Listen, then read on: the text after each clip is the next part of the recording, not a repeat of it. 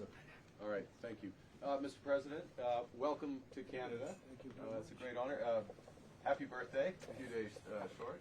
A little bit. A few days short, but didn't have a chance to see you on the day. Happy birthday to the U.S. military as well, 250th, and this is the 50th birthday, if you will, of the G7. This marks the 50th birthday of the G7, and the G7 is nothing without U.S. leadership, and your personal leadership, leadership of the United States, many issues. Geopolitics, economic, technology, and working hand in hand with the United States, Canada and the United States, and the other G7 partners with your leadership. I'm very much looking forward to the meeting and grateful to have you. Thank you very much, Mark. I appreciate it, and we've developed a very good relationship, and we're going to be talking about trade and many other things. And we have a whole group of people, some traders and some other people. I see my top economy people.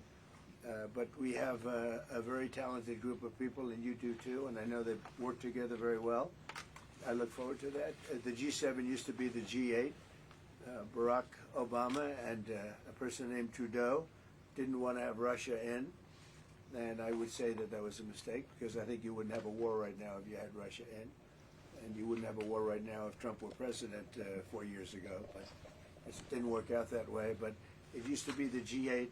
And now it's, I guess, what's that, 8 years ago, it switched over.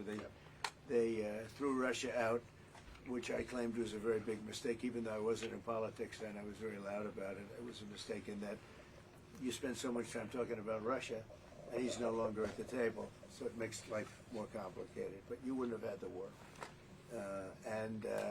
Other than that, I think we're going to accomplish a lot, and I expect to. And I think our primary focus will be trade and trade with Canada, and I'm sure we can work something out.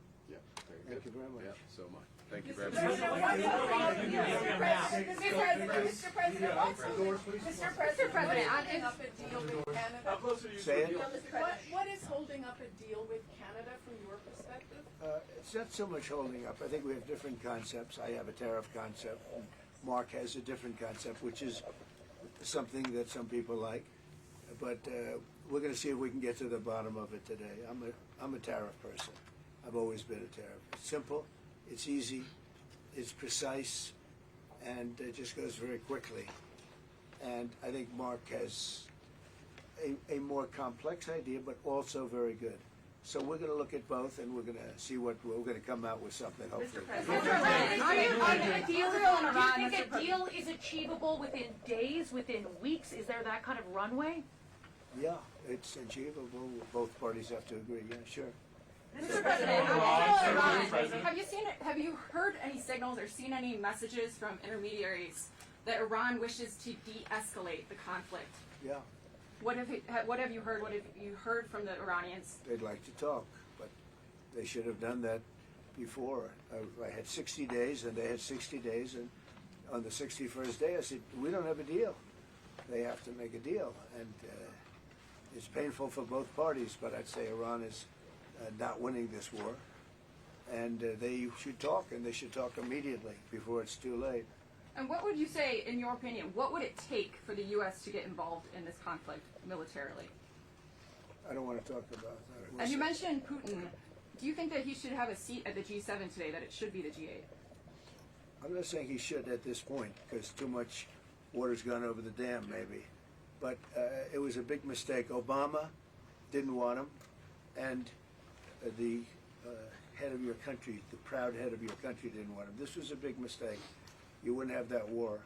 You know, you have your enemy at the table. Even I don't even consider him. He wasn't really an enemy at that time. There was no concept. If I were president, this war would have never happened. But likewise, if he were a member of what was called the G8 at that time, it was always the G8, you wouldn't have a war right now. What material support and what intelligence support are you providing Israel?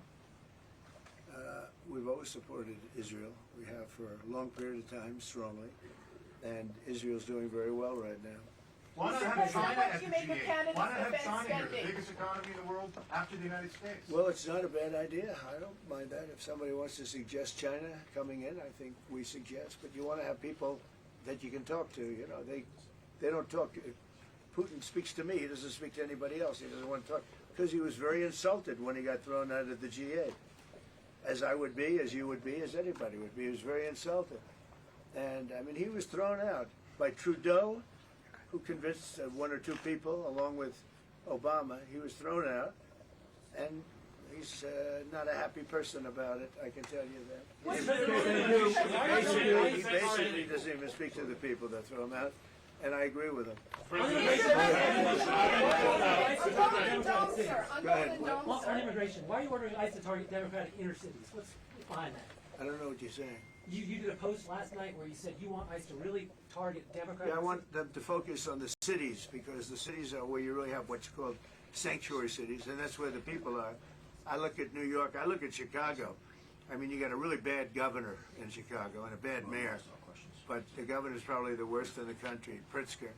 But I look at how that city has been overrun by criminals, and you know, New York and L.A. Look at L.A. L.A. Those people weren't from L.A. They weren't from California. Most of those people, many of those people, and yeah, that's a focus. Biden allowed 21 million people to come into our country. Of that, vast numbers of those people were murderers, killers, people from gangs, people from jails. They emptied their jails out into the U.S. Most of those people are in the cities, all blue cities, all Democrat-run cities, and they think they're going to use them to vote. It's not going to happen.